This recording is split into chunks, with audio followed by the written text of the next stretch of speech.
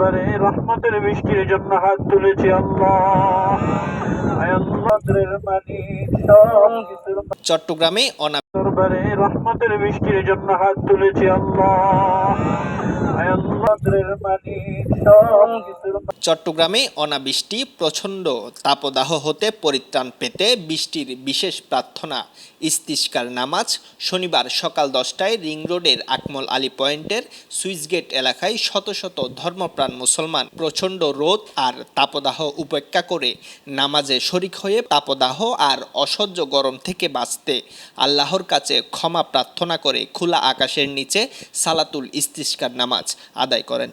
নামাজ ও দোয়া মোনাজাত পরিচালনা করেন আকমল আলী রোডস্থ বাইতুল জান্নাত মসজিদের ইমাম মাওলানা আব্দুল্লাহ আল মামুন। সালাতুল ইস্তিসকা অর্থাৎ বৃষ্টির যে নামাজ, এটি হচ্ছে সুন্নাহ নামাজ। রাসূল সাল্লাল্লাহু আলাইহি ওয়াসাল্লাম থেকে প্রমাণিত, তিনি নিজেও পড়েছেন।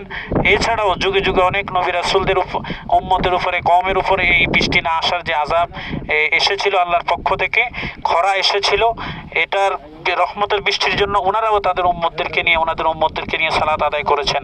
মুসা আলাইহিস সালামের রিওয়ায়াত আমরা পাই।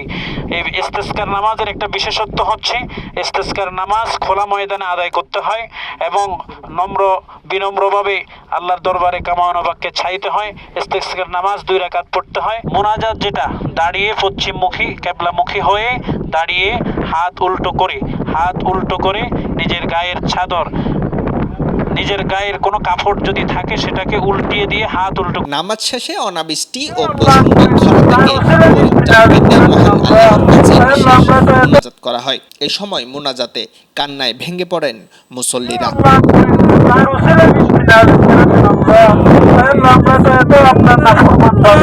হাসান রিফাত, দৈনিক আজাদী।